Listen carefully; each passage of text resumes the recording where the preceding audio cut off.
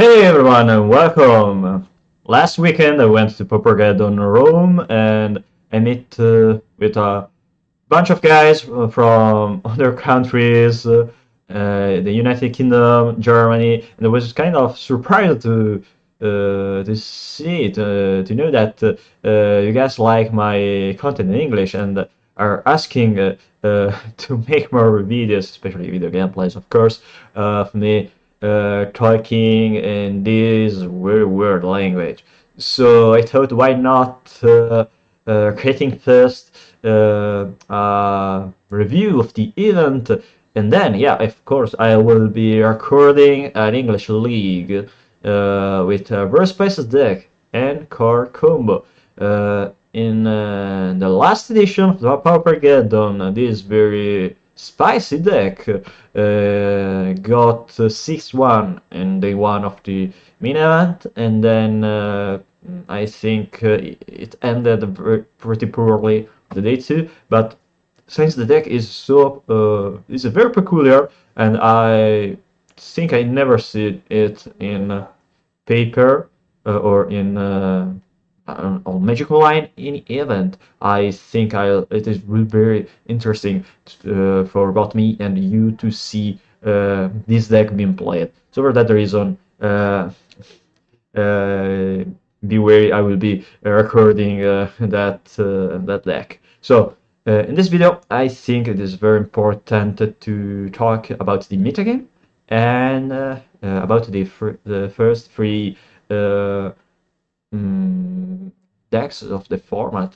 I We talked about the issues with the location plenty enough, so I'm not saying anything else about the very poor environment. The location was terrible, terrific.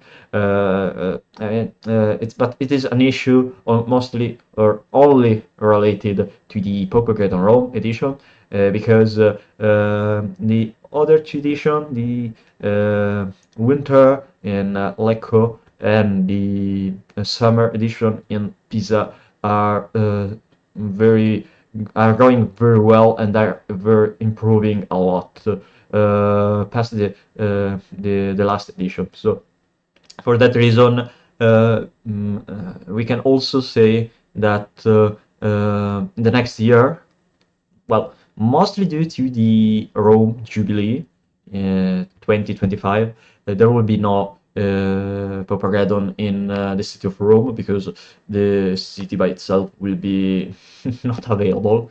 There will be too many problems related to the Jubilee. The Jubilee will be held in December and the Paupergeddon in November, but basically the whole year will be very messy and maybe not impossible, but very, very difficult to hold an a Paupergeddon in Rome. So for that reason, we'll be moved maybe to the province or another city. But the Italian Pauper League is still deciding which location could be the most fitted for it. After that, for the next years oncoming, probably we will see a Paupergeddon Autumn Edition, which is specifically dedicated to the South Italy scene, probably held in another city, but still in the south of Italy, maybe Naples or still in the Lazio region. I'm not sure. We don't know yet. So, talking about the main event, I don't really wanna say a lot about the top 8. Usually the top 8 or the top 16, especially in events so big, it doesn't really matter when it comes to the data. Looking at data is very important. It is very cool. I mean, both the Paupergeddon data and the Star Trek Next Generation data. I just wanted to say something very stupid. So for that reason, we are basically skipping the whole talk about this winner index list doesn't play in Cleansing Wildfire, doesn't play in Artifact Lands. we just go to the metagame and let's say something relevant about the top archetypes. So no one is surprised by seeing Rix's Affinity, Kuldota, and John Glee and Gruul Ramp as the most played archetypes. At least in paper, in the Italian Pauper scene, Gruul Ramp is still good. I mean, it's still widely played. Wildly played, if we refer to the wild growth card. Online isn't really much played Gruul Ramp, I guess due to the presence of Ulysses Affinity, or maybe to the presence of Mono Blue Road decks, or Jund Wildfire, Jund Glee decks, I'm not really sure. Probably I'd say that the most troublesome matchup for Gruul Ramp is Glee combo, because game 1 you don't really have any interaction, and game 2 you just try to have enough copies of Binds of Best Food and other similar cards to stop their combo, and Breathing Chrysalis could be very annoying if you don't have a very fast start, especially since you probably just want to have more interaction in the post-side games. So even though for rule ramp, the most efficient way to win against decks like the Glee combo is by killing them by turn 5, because it is very unlikely for ramp to have a turn 4 kill. I mean, unless they have Binds of Vast Food targeting their creature with trample, they can't really deal extra damage to kill on the turn for the opponent, and they're still relying on the initiative probably. So we should say that these 4 top decks got a very great conversion to the day 2. Well, not so great if you consider that beside Quildota and John Glee, all those decks got 2 percentage points less from day 2 to day to day 2 from whatever. So I'll say that John Glee got a very great day, a great conversion to day 2, 5.4 percentage. So instead of being only 9% of the metagame, it become 15% of the metagame, becoming the most played deck.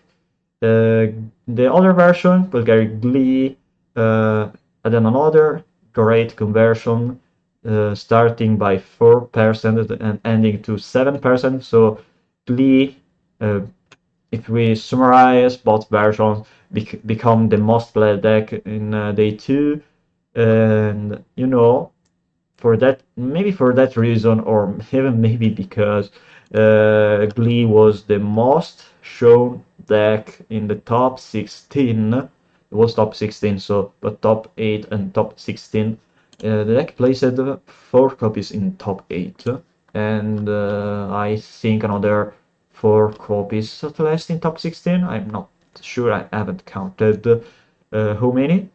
So for that reason, Glee, or at least the players started stating that we should ban something from the deck, from John Glee or Golgari Glee, because, you know, if you ban, just to say, Breathing Chrysalis, you are forcing John Glee to become Golgari Glee, because the main reason to play the red is not really Cleansing Wildfire, but it is Breathing Chrysalis. You can ban Cleansing Wildfire, but if you do that, you can still play Breathing Chrysalis, even without the artifact class. I mean, Wildfire, the main reason to play Wildfire is because you can ramp to turn 4 and play a Chrysalis on turn 3.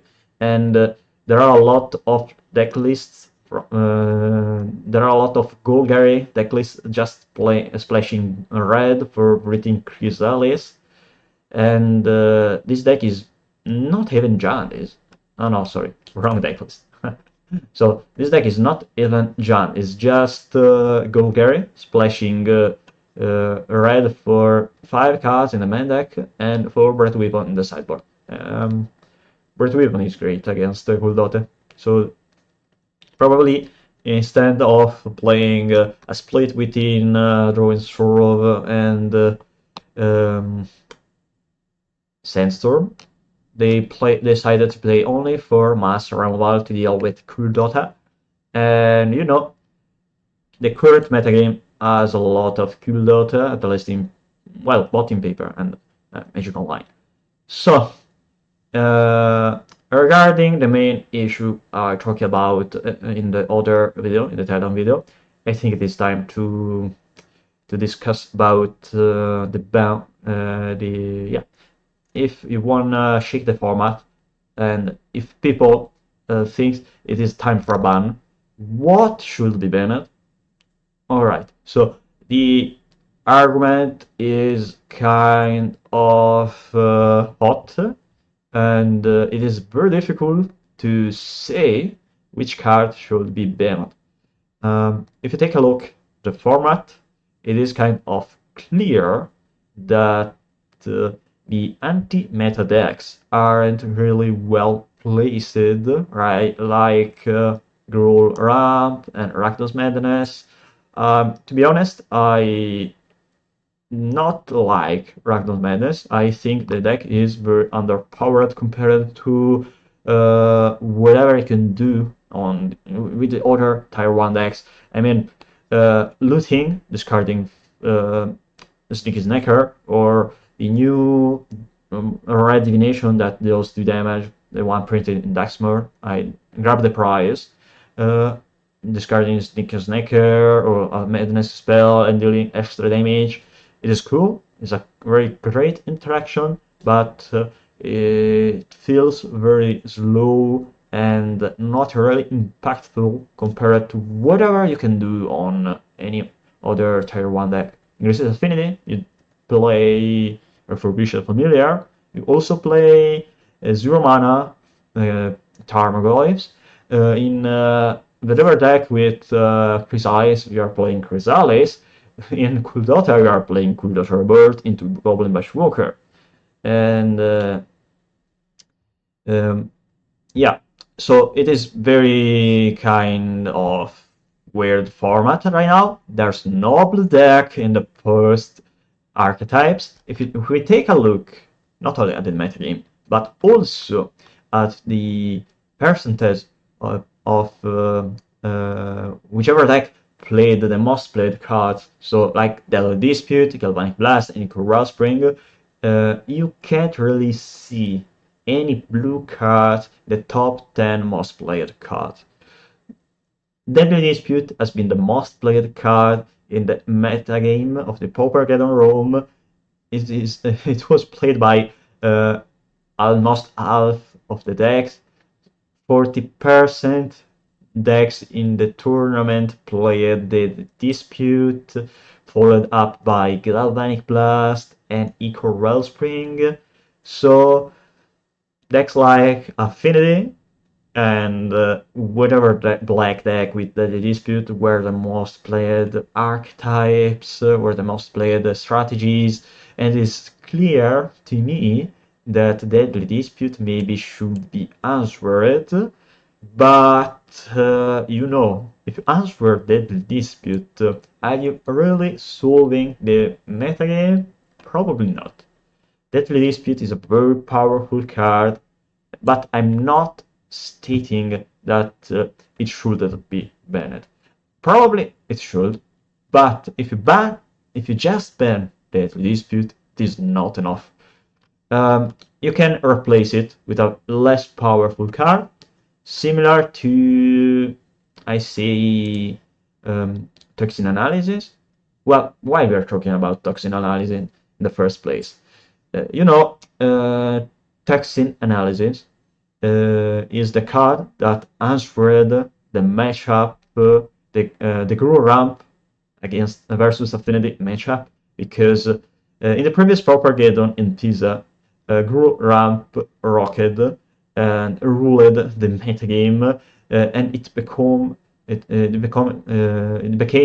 the best deck, and it had a very great matchup against Affinity. Affinity was usually the worst matchup for one of the worst matchups for like a Gruul ramp, and thanks to Verting Chrysalis, that matchup became very favorable for a ramp. So they discovered another combo, so not just statistically into Basking Brute Scale or whatever. They discovered the combo Krark-Clan Shaman plus toxin analysis, and there's not only Affinity playing this combo. You can see toxin analysis in decks like Giant Wildfire or even in Giant Gardens while they play Creep Rats instead of Krark-Clan Shaman, of course. And people sometimes say, yeah, I think we should ban toxin analysis because letting Affinity generating a token and killing all the creatures of the opponent is too strong, and there's an alternative to toxin analysis. Well, in reality, we have a lot of cards that could be played instead of toxin analysis, but toxin is just the best of those 12 or 15. I don't really remember right now the correct amount. So we have a huge amount of similar cards to toxin analysis. So banning the 1 mana investigate touch providing or instant spell isn't really worth it. It's just a very easily replaceable card, similar to Deadly Dispute, but Deadly Dispute provides a huger amount compared to this combo. So Deadly Disputes generate something like 4 new objects, because you draw 2 cards, you can sacrifice an Ichor Wellspring, and by sacrificing an Ichor Wellspring, which is not a good card when you play it, because it is just pay 2 mana, draw 1 card, unless you are playing Affinity, and the Affinity is to artifacts is relevant. Ichor Wellspring doesn't really matter unless you sacrifice it, but when you sacrifice it, you are generating extra card advantage. So with Deadly Dispute, you are drawing 3 extra cards, and you are also generating a Lotus Petal. When you are generating a Lotus Petal, and you by sacrificing an Ichor Wellspring, you are generating so much card advantage that is really wow. I mean, I don't even have words to describe it, because from my point of view, is sort of a 3-for-1. No, it is better to call it a 4-for-1, because 3 extra cards and 1 Lotus Petal, which can be considered an extra card, because you can sacrifice it to fixing your mana, to cast another Deadly Dispute or an Eviscerator Insight. You generate Affinity. Well, you can sacrifice a Kenku Artificer or another non-artifact permanent to generate Affinity, but you fix your mana. Wow, that's a lot of stuff for just 1 card. A black card fixing your mana doesn't really seem fair. So the card has just a power level so high that it is very likely to see it getting banned. I'm not saying that it will get banned, and I'm not also saying that we should get a ban or we will see an update to the ban list. From a point of view, it is kind of balanced metagame, because you can play a lot of you have at least 5 tier 1 deck from this meta. Affinity, Guldota, Glee, Gruul Ramp, and Arachnos Madness. Even though Madness, Gruul didn't really, they did not really well in the tournament. But the most worrisome thing is that you are kind of forced to play a tier 1 deck or a deck that try to predate on a specific tier 1 deck, hoping to not face another matchup which you can't really be prepared enough. So the most worrisome part is that you can't really play enough 8 to not die from a very specific deck. Just to say, against Grixis Affinity, unless you play Dust to Dust, you don't really have much interaction. Unless you are playing Gorilla Shaman, or you don't really care about the interaction of Affinity. So maybe a combo deck like Glee that can try to protect its own combo can be said that as a decent matchup against Affinity, because even if Affinity has a lot of Retribution Familiars or Mirror Forcer, you just combo off and you protect your creature, and then you have an advantage over your opponent. It is weird somewhat, and decks that could be good against decks like Glee aren't really well placed in the current format. And a discourse about banning Deadly Dispute can also be related to the presence of Deadly Dispute the discourse about banning Deadly Dispute and cards like Written Chrysalis could be related to the lack of blue-based decks in the format. As I said, there's no blue card in the top 10 cards played in the tournament, and the issue about not having blue in the format is related to, I say, two things at least. So the presence of Affinity as tier 1, the presence of Written Chrysalis in the format. To be fair, there's a couple blue-based deck in the top 8, but those decks are mono blue Furies and mono blue Terrors. So the most aggressive tempo style decks that you can play in blue. So no blue control deck, and blue control right now is very, very bad. You can't really play just Ephemerate or a Familiar without expecting to have a bad matchup against the top tiers deck.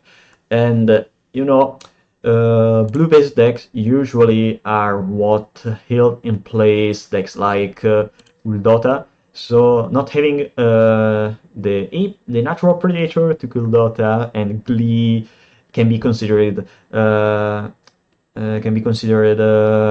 how do you say it? I mean, Affinity can be considered the main reason why blue is not played, because when you play a blue-based deck, you have a bad matchup against the Grixis Affinity, unless you are playing something very specific, like Mono Blue Terror with 8 copies of Fennel in your sideboard, or it's a Terror playing 8 cards in your sideboard against Affinity and Guldota.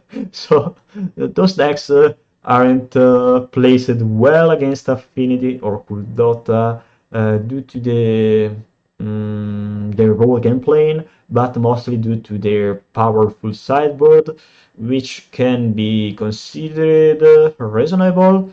But when you are dedicating so many slots of your sideboard to just one matchup, you are playing probably a deck which isn't really great overall, because you are expecting to face them, but only winning in your sideboard games mostly. So similar to Glee that plays 8 to 10 cards just to 8 Guldota, because Guldota it is very annoying when you aren't playing any Master Removal, so you need both the life gain and the Master Removal to deal effectively against that deck.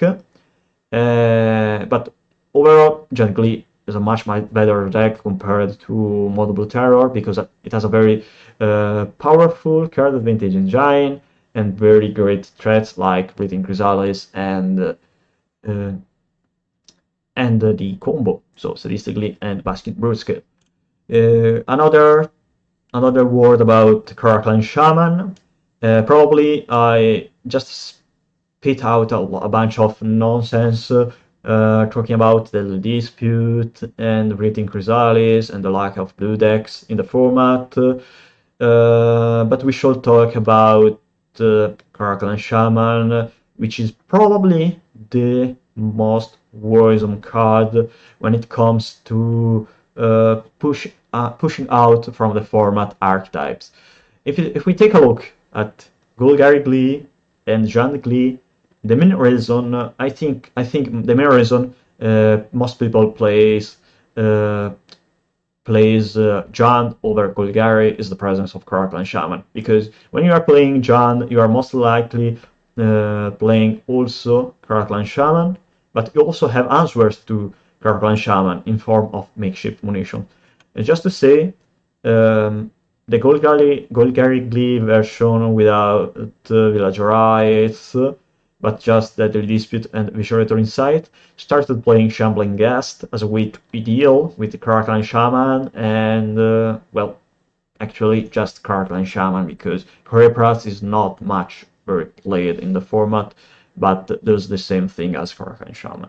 So, Shambling Ghast, which is very bad as a card per se, it says when it dies, you can you can give -1/-1 to target creature or create a treasure token. So it is a removal spell you can sacrifice with Deadly Dispute, and the only reason to play Shambling Ghast is chump blocking Mirror Enforcer and killing Krark-Clan Shaman. So for that reason, Golgari started playing Shambling Ghast, and still for Krark-Clan Shaman, and also, you know, Krark-Clan Shaman in combo with Toxin Analysis let you overcome very negative situations or matchups. Just to say, if you're facing Elves or Grow Ramp or Wolves combo, and your opponent has a very wide board,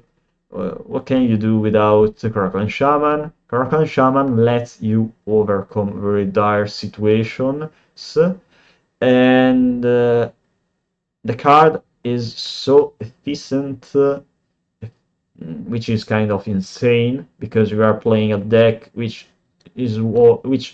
whole mana base is composed of artifacts, so you can literally just sacrifice a swamp or an island or a mountain to kill your opponents, to kill just your opponent. I mean, when you sacrifice an artifact and your Krark-Clan Shaman has death touch, and you kill a bunch of big creatures or walls, and your opponents untap with 0 cards dance, you are effectively winning the game, unless they top deck Initiative into or Altisar into Birding Party or Initiative, whatever. You are probably gonna win that game.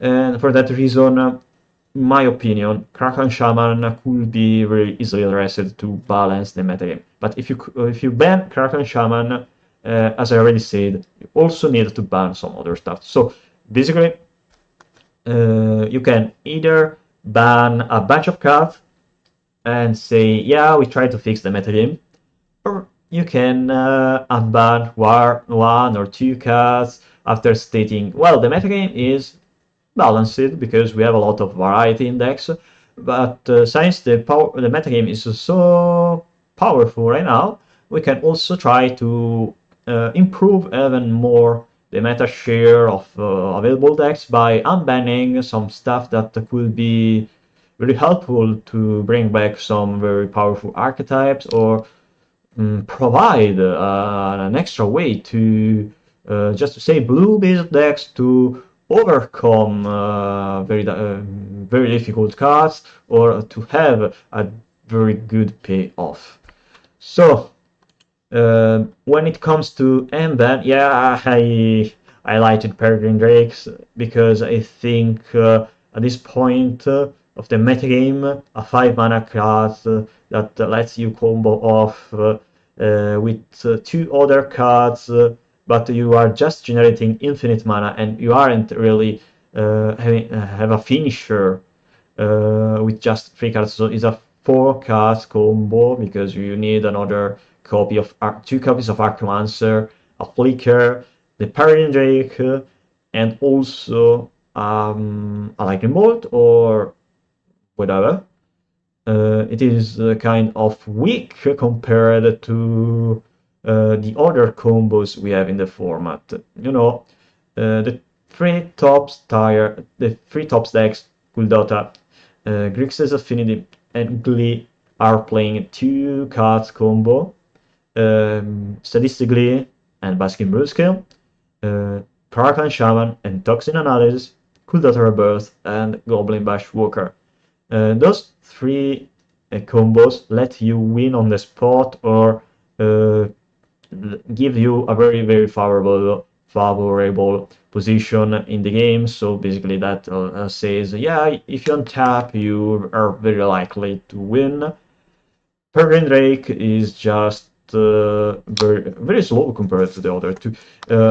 Maybe it is not the right choice to unban Peregrine Drake, but I do really love the idea of playing a blue control shell with Peregrine Drake right now, because there's no blue good deck in the meta besides very aggressive decks. So you provide a tool to control style decks, and Peregrine Drake is another combo. And why not giving a combo to a control deck while the other strategies have already their own combo? It's kind of a weird statement for sure, but if we compare to the other cards in the ban list, you can't really unban much else, because most cards are stuff like the initiative cards, which are banned because do you really want to go back to Turbo Initiative killing you by turn 3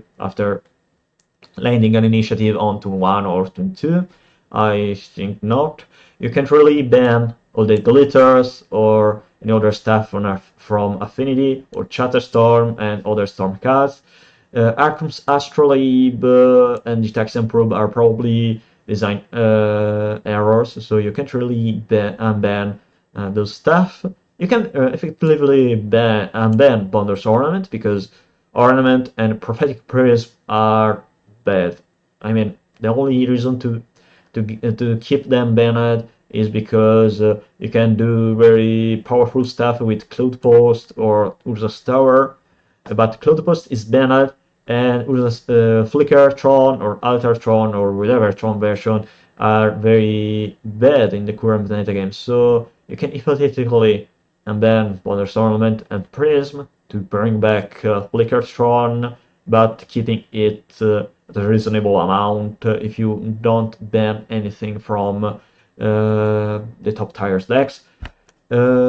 These Gash, maybe it is better to keep them banned. You know, there's Tolarian Terror, there's Monoblue Terror, which is more powerful compared to the Dimir Delver Angler deck that was played at the time with Gash and Daze. The only card that is lacking Dimir that was lacking Dimir Terror at that time was Tolarian Terror and Lorraine Village, and also the tapped dual lands, which also are islands, so you can bring back your blue-black dual with Gash or Daze, whatever.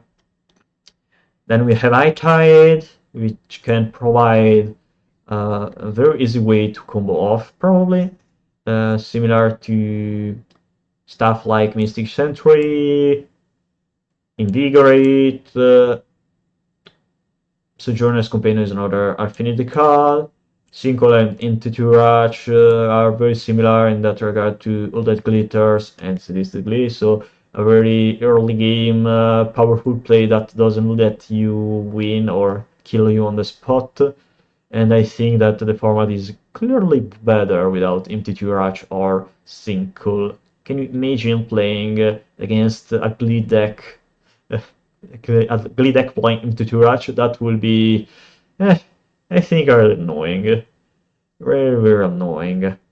So for that reason, I think the only card that can be unbanned if you don't want ban anything can be Prophetic Prism. Well, Prophetic Prism is probably the only safe ban because it's good only in Flickertron and maybe Mardus Synthesizer. You can unban Ponders Ornament, but then you are providing a very powerful tool to grow a ramp, and I probably grow the ramp is held in check only just by Glee and Affinity. And then there's Peregrine Drake, which used to be a very powerful combo, and the metagame with Peregrine Drake had something like 20% of the meta share being Izzet Drake, so a huge presence in the metagame, and Peregrine Drake got an emergency ban at that time. But to be honest, I don't really see any reason to keep those cards banned if you don't ban anything from the current format. Finally, maybe we should talk about the online metagame. Huge thanks to Curbling for his work on collecting the data from the Pauper challenge on Magic Online. As you can see, the metagame on Magic Online has more mono blue decks, so Terror and Furies. So maybe the format on Magic Online doesn't let much room for Brute Scale combo, both the Golgari and the John version, because there are Mono Blue Terror and Mono Blue Furies, and even more copies of Mono Red Cool Dota, holding back the broad scale based combo decks. Can't be really sure. I mean, I'm not playing much on Magic Online right now, so I may be biased toward the paper metagame. I'm not sure. And anyway, if they will not ban anything eventually, I think I will be still fine, because the format, as I already said, is kind of balanced, but you can't really ban just one card or one archetype without going to a worse situation. Thanks to the presence of Glee combo, in my opinion, we have more variety because we have a Glee combo. Without Glee combo, we are very likely to revert back to a format dominated by Greatest Affinity and Mono Red Cool Dota.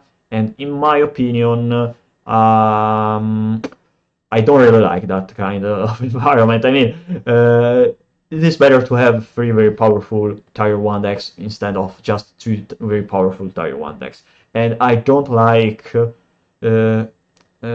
playing in a format where you are playing Affinity or Cool Dota, and if you don't play one of those 2 decks, you are just not making the right choice when you are picking your deck. But if you can also play Glee, or a deck means big Glee, that's kind of better. Of course, you can improve even better the format, and we talk about a couple of ways in this video on how to improve the format by banning something or unbanning something. So let me know in the comments if you like the idea of just to say banning Krark-Clan Shaman, Breathing Chrysalis, and Deadly Dispute, all those 3 cards together to improve the metagame.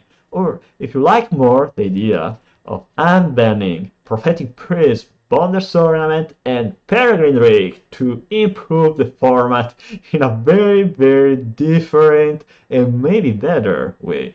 So, Pauper format panel, if you are looking at this video, unban Peregrine Drake, because I do really like the idea of playing Ghostly Flicker in 2025. I mean, ephemerate is no longer good, but you can make Flicker do the game. I didn't really wanted to quote the MAGA, the Trump campaign or whatever. So sorry.